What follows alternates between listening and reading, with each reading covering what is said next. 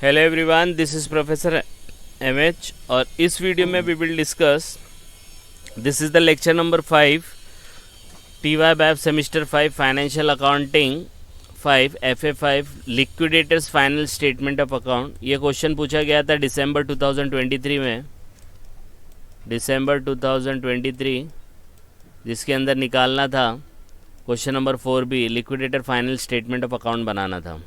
तो liquidator final statement of account कैसे बनता है, उसका सीक्वेंस कैसे याद करना है, कौन से आइटम कहाँ पे आएंगे, इसका सेपरेट वीडियो बनाया गया है, लिंक डिस्क्रिप्शन में है, वहाँ पे जाके आप पूरे फॉर्मेट को समझ सकते हैं। लेकिन यहाँ पे ये जो बोर्ड के यूनिवर्सिटी पेपर सोल्यूशन स्टार्ट है, तो इसके अंदर हम लोग देखेंगे, एक छोटा सा रिकैप भी देख लेंगे और उसको कैसे सॉल्व करना है लॉजिकली। कुछ भी चीज़ रट्टा नहीं मारना है, थोड़ा समझ के करेंगे तो ज़्यादा टाइम तक आपको वो चीज़ें याद रहेंगी। तो let's start with the question first. Question दिया है कि from the data relating to a company, company का नाम नहीं दिया है, कंपनी बोला है, went into liquidation you are required to prepare a liquidator final statement of account. आपको एक स्टेटमेंट बनाना है final statement of account liquidator का, ठीक है। इन्फॉर्मेशन दिया है, कैश इन हैंड इतना है, अदर एसेट रियलाइज इतना दिया गया है, then you have 6% debenture, then preferential creditors, then unsecured creditors, then preference share capital, equity share capital, then again equity share capital, liquidator remuneration दिया 0.5%, other asset and 2% of unsecured creditor including preferential creditor। अब ये पूरा question आया था दिसंबर 2023 के अंदर, ठीक है। अब इसको सॉल्व कैसे करना, तो सबसे पहले हम लोग फॉर्मेट का एक्सप्लेनेशन देख लेते हैं, जल्दी से हो जाएगा। तो सबसे पहले हम लोग को फॉर्मेट बना लेना, ऊपर लिख लेना है आपको कंपनी, कंपनी का नाम, liquidator final statement of account और पर्टिकुलर अमाउंट, पर्टिकुलर अमाउंट। यहाँ पे ये रिसिप्ट साइड होता है, this is the receipt side and this is your payment side, और अमाउंट अमाउंट आएगा। अब पेमेंट के अंदर आपको याद रखना है 7 पेमेंट है। कितने पेमेंट है? 7 फिक्स पेमेंट है और यही पेमेंट आपको करने हैं, ठीक है। 7 पेमेंट आपको करने हैं। रिसिप्ट के अंदर भी आपको 6 रिसिप्ट है, लेकिन 6 रिसिप्ट आती नहीं है, वो आपको मतलब 2-3 तो फिक्स है, वो आना ही आना है, लेकिन बाकी सब बहुत रेयर है, आई तो आई नहीं तो नहीं आती है। लेकिन पेमेंट में 7 पेमेंट है, उसमें भी 7 पेमेंट पूरे नहीं आते, कुछ कुछ आते हैं, तो वो हम लोग देख लेते हैं कैसा है। तो इसमें पेमेंट में हम लोग स्टार्ट करेंगे। पहला पेमेंट में पहला जो पेमेंट आता है वो आता है legal charges, then you have liquidator remuneration, उसके बाद आपका आता है लिक्विडेशन एक्सपेंसेस, LLL, लाइफ के 3 L, ये याद रखने का, by legal charges, by liquidator remuneration, by liquidation expenses. उसके बाद आपको लिखना है डिबेंचर्स, डिबेंचर्स के बाद आपको लिखना है क्रेडिटर्स, क्रेडिटर्स के बाद आपको लिखना है प्रेफरेंस शेयर होल्डर, और लास्ट में लिखना है इक्विटी शेयर होल्डर, ठीक है। तो ये आपके बन गए 7, 3 और ये 4, 7 हो गए। LLL, लाइफ के 3 L, DCPE debenture, creditor, preference share holder, equity share holder. देखो ये 3 L याद रखो, legal charges, liquidator remuneration, liquidation expense.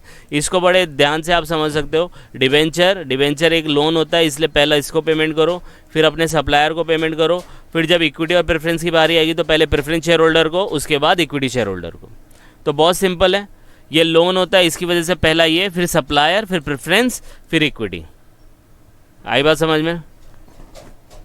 Yes और नो? अब देखते हैं हम लोग रिसिप्ट साइड में।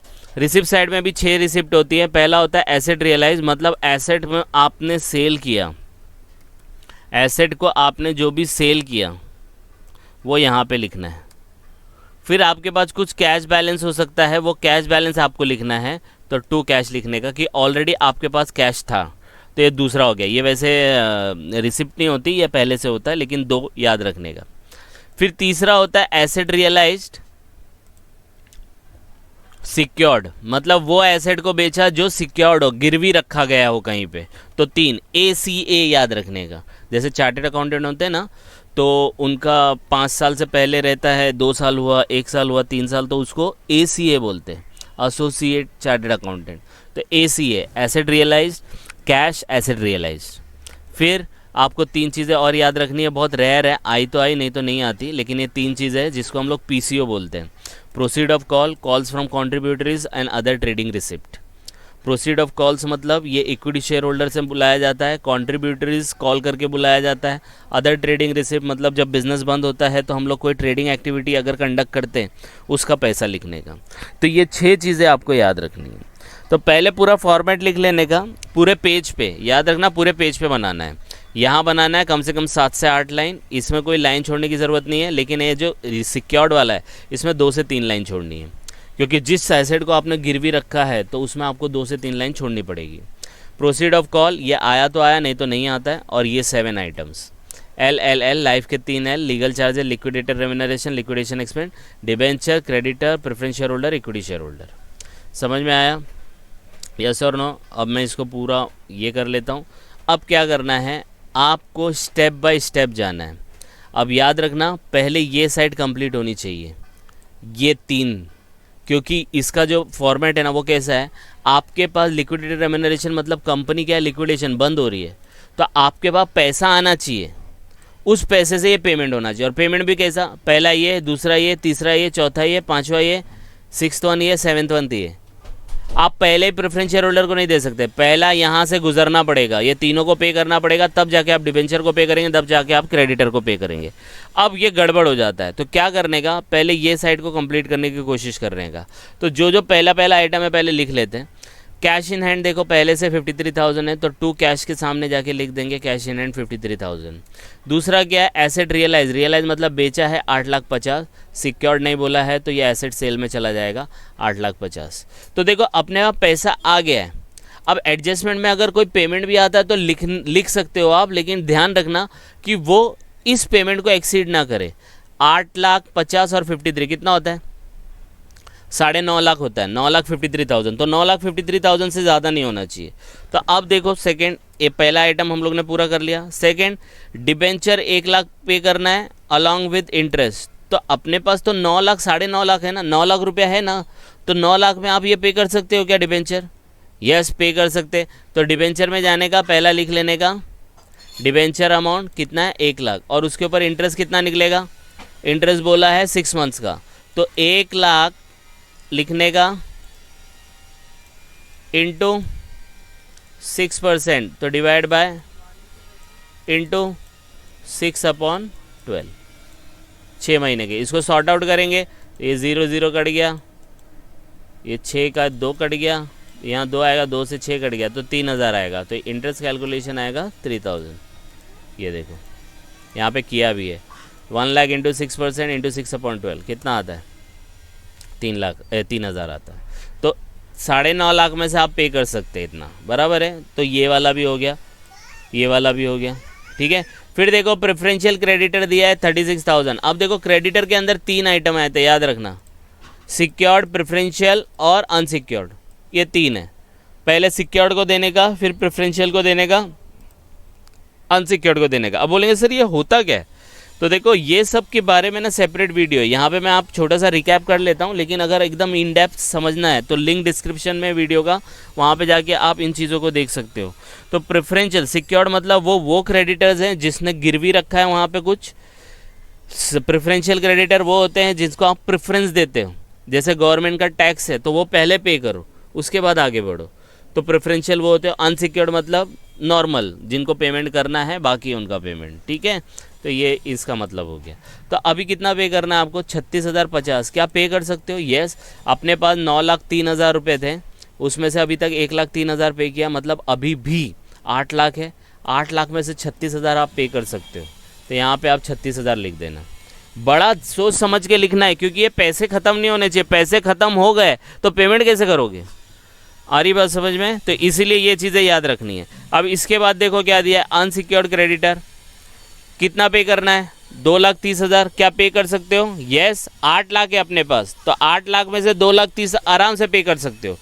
तो ये कौन सा है? अनसिक्योर्ड क्रेडिटर है, तो अनसिक्योर्ड क्रेडिटर को यहाँ पे लिख देंगे 2,30,000, ठीक है।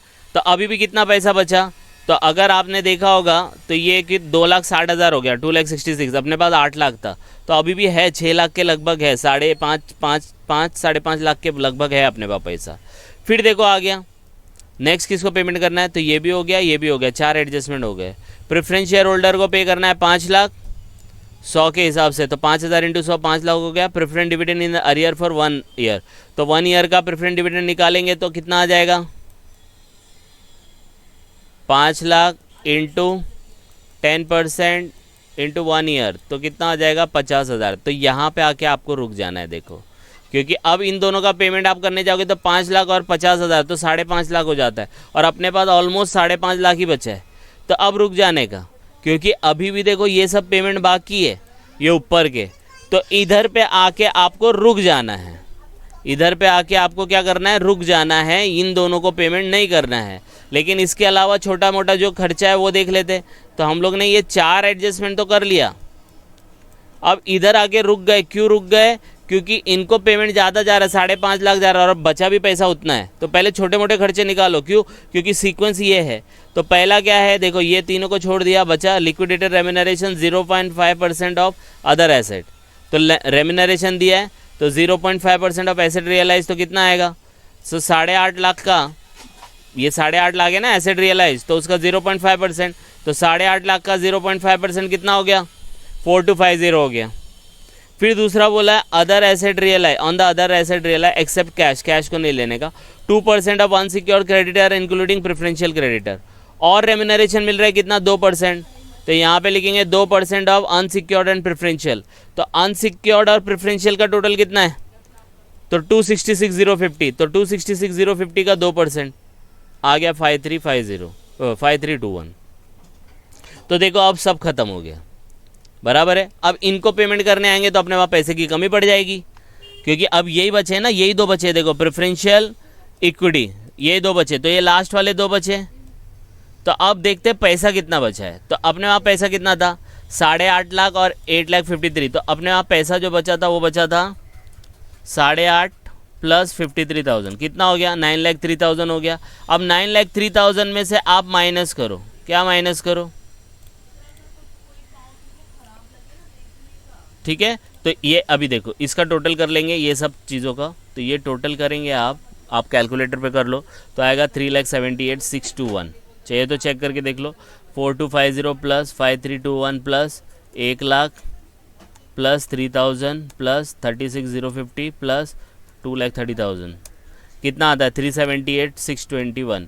अपने आप पैसा कितना है ये दोनों को मिला के, तो 9,03,000 है। अब इन दोनों को माइनस करने का, तो माइनस करेंगे तो आएगा, चाहिए तो देख लो, 9,03,000 माइनस 378621, 5,24,379। और इनको दोनों को पेमेंट करना है, पता है ना कितना पेमेंट करना है, प्रेफरेंस डिविडेंड को 50 पे करना है, और ये 5.5 लाख, तो कमी पड़ गई ना, बराबर, यस और नो। तो यहाँ पे आके रुक जाने का। तो सबसे पहले क्या करने का, ये पैसा निकाल लेने का। ये पैसे से जितना पेमेंट होता है ये स्टार्टिंग के, ये नहीं है इधर पे आप 0 लिख सकते हो, ठीक है। तो ये सब पेमेंट किया, तो यहाँ पे आके रुक जाने का, ये लाइन पे आपको रुक जाना है। तो इतना पेमेंट किया, अब अपने पास पैसा कितना बचा, 5,24,379 बचा। और इसको कितना पेमेंट करना है, इसको पेमेंट करना है 50,000 पेमेंट करना है, और इसको पेमेंट करना है 5 लाख, तो 5.5 लाख का पेमेंट करना है, जो कि होगा नहीं। अब कैसे करने का, तो क्या करने का, जब आप ऐसी सिचुएशन में अटक जाते हो, जब आप ऐसी सिचुएशन में अटक जाते हो तो क्या करने का, आपको एक नोट बनाने का है। देखो ऐसे नोट बनेगा, कैसे नोट बनेगा, सबसे पहले जितना भी पेमेंट किया है ना आपने वो लिख लो। तो आपने टोटल कैश अवेलेबल पहले लिख लेना है। टोटल कैश आपके पास कितना है, 9,03,000 है, ये देखो यहाँ कर लिखा। फिर जितने भी पेमेंट किए ना आपने, कितने पेमेंट किए, ये पेमेंट किए ना, इन सब को लिखो, 4,250 ये वाला अमाउंट, 1,03,36 और 2,30,000। तो ये देखो ये सब मैंने यहाँ पे लिख लिया,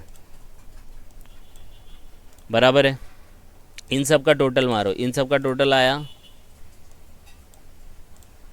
प्रेफरेंस डिविडेंड इतना 4,20,000। अब बोलेंगे सर ये क्यों ले लिया, राइट। अब बोलेंगे ये क्यों ले लिया, आपने तो यहाँ तक ही बोला था, यस। अब ये पेमेंट करने के बाद आपके पास बचा कितना, 5,24,379। तो ये अमाउंट में से 50,000 तो पे हो सकता है, लेकिन ये 5 लाख और पे नहीं हो सकता। तो हम लोग क्या लेंगे, तो 50,000 भी यहाँ पे शो ऑफ कर देंगे। तो टोटल मिला के आपका पेमेंट कितना गया, 9,03,000 में से इतना गया। तो बचा कितना, 4,73,000 4,74,379 बचा। अब ये 4,74,379 बचा, ये अमाउंट कैश अवेलेबल है और देना कितना है, 5 लाख देना है। और अगर इक्विटी शेयर को भी पकड़े तो ये देखो ना, 3,000 इंटू 75, 7,000 इंटू 60, तो टोटल कितना देना बाकी है। तो यहाँ पे देखो कैलकुलेशन दिखाया है, कैसे दिखाया है,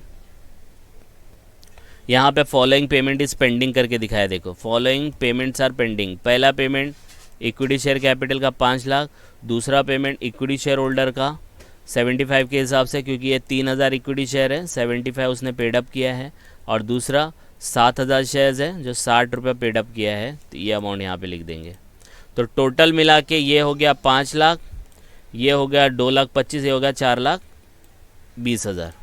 तो आपको डिफिशियंसी कितने की आ रही है, तो 4,74,379 में से ये अमाउंट माइनस करो तो अभी भी 6,70,621 की डिफिशियंसी आएगी। अब बोलेंगे सर ये कन्फ्यूजन हो रहा है कि हम लोग सिर्फ यही क्यों लिया, प्रेफरेंस डिविडेंड को भी तो यहाँ ले सकते हैं ना। तो देखो जब पैसे की कमी पड़ेगी ना, तो आपको है ना इन दोनों को जो पेमेंट करना है ना वही देखने का, बाकी ये जो छोटा मोटा खर्चा है ना ये ले लेने का, ये पे कर देने का, क्योंकि they are the actual owners. Equity share holder are the actual owners और preference share holder are the co owner, they are owners.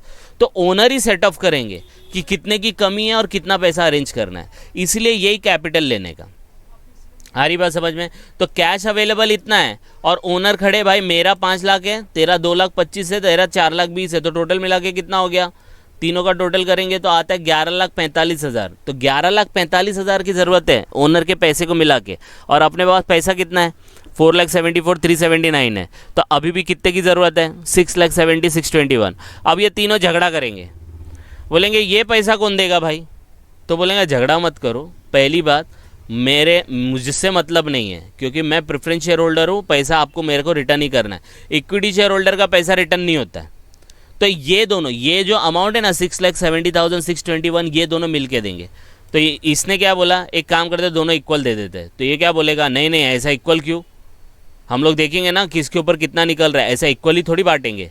तो क्या करने का, टोटल डिफिशियंसी देखो कितनी है, टोटल डिफिशियंसी कितनी है, ये देखो 6,70,621 है, बराबर है। तो इसको पहले लिख लेने का, पहले देखने का हम लोग कितने हैं। तो यहाँ पे देखेगा, यहाँ पे लिखना है हम लोग को कौन पूरा पे करेगा ये डिफिशियंसी को, तो कौन पूरा करेगा इस डिफिशियंसी को। तो सबसे पहले हम लोग लिखेंगे भाई हमारे पास देखो total number of equity share कितने हैं, 3,000 प्लस 7,000 मतलब 10,000 लोग हैं, और डिफिशियंसी कितनी देनी है, डिफिशियंसी पर शेयर होल्डर इतनी आएगी, क्योंकि देनी कमी आ रही है 6,70,621 की, और हम इक्विटी शेयर होल्डर ही प्रेफरेंस शेयर होल्डर को नहीं लेने का, क्योंकि प्रेफरेंस शेयर होल्डर का पैसा रिटर्न करना ही करना है बाय डिफ़ॉल्ट, तो वो कंट्रीब्यूट नहीं करेगा। तो इक्विटी शेयर होल्डर का यहाँ पे 10,000 है, डिफिशियंसी इतना है, डिवाइड करने का ये दोनों को, ये दोनों को, तो आएगा एक शेयर होल्डर देगा 67.0621, 67 रुपीज़ देगा। अब 67 देगा तो ये भड़क जाएगा 75 वाला, बोलेगा अरे मैंने तो 75 रुपीज़ पे किया है, मैं क्यों दूँ, तो बोला हाँ ये बात भी बराबर है। 60 वाला बोलेगा हाँ यार मुझे देना पड़ेगा क्योंकि डिफिशियंसी आ रही 67 की, मैंने तो अभी तक 60 रुपये दिया तो मैं 7 रुपये देता हूँ, तो बोला यस।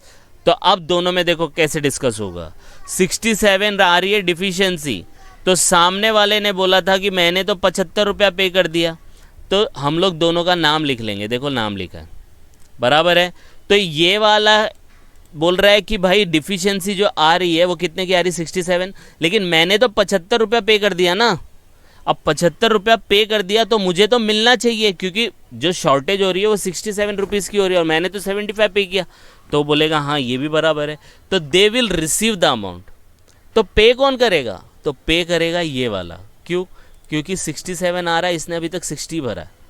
तो हम लोग क्या करेंगे, यहाँ पे देखो कैलकुलेशन आएगा, ये 75 में से 67,061 माइनस करेंगे, देखो प्लस में आंसर आएगा, प्लस में आंसर आएगा मतलब दे विल रिसीव, तो ये रिसीव करेंगे। और टोटल शेयर्स कितने 3,000, तो 23,814 ये रिसीव करेगा। तो पे कितना करेगा, ये पे करेगा, तो कितना पे करेगा देखो कैलकुलेशन, तो 60 माइनस 67, तो माइनस में आंसर आया 7.0621 पैसा, और ये लोग कितने हैं 7,000 लोग हैं, तो 7,000 से मल्टीप्लाई होगा तो ये आ जाएगा। तो इतना दे विल पे, तो ये इक्विटी शेयर कैपिटल वाले हैं ना, 49,435 पे करेंगे किसको, कंपनी को ना, लिक्विडेटर को पे करेंगे, राइट। तो ये जब पेमेंट लिक्विडेटर को होगा तो ये यहाँ पे जाके आएगा प्रोसीड ऑफ कॉल्स में रिसीव करके, क्योंकि ये पे करेगा तो लिक्विडेटर उसको रिसीव करेगा, ठीक है। और ये जो रिसीव करेगा यहाँ पे जो दिया है 23,814, ये इसको पेमेंट में दिखाना पड़ेगा। तो ये देखो पेमेंट में दिखा दिया। जैसे ही आपने ये दो अमाउंट लिखे, ये टैली हो जाएगा। चाहिए तो देख लो, यहाँ पे देखो एक्सेल में करता हूँ, ये देखो तीनों को टोटल किया, कितना आया 9,52,435, और इन सब को टोटल किया एक्सेल में, देखो 9,52,435, ये टैली हो गया। तो इस हिसाब से आपको कैलकुलेट करना है, ये कैलकुलेशन समझ में आया, यस और नो। तो ये वाला क्वेश्चन पूछा गया था 15 मार्क के लिए, बहुत इंटरेस्टिंग क्वेश्चन है, पार्टली पेड अप का। और भी बहुत सारे वीडियो अपलोडेड है, आप लिंक डिस्क्रिप्शन में वहाँ जाके इसका कॉन्सेप्ट क्लियर कर सकते हैं, ठीक है। तो इसको गो थ्रू करो, कुछ डाउट आएगा तो please comment and please like and subscribe for more videos. Thank you.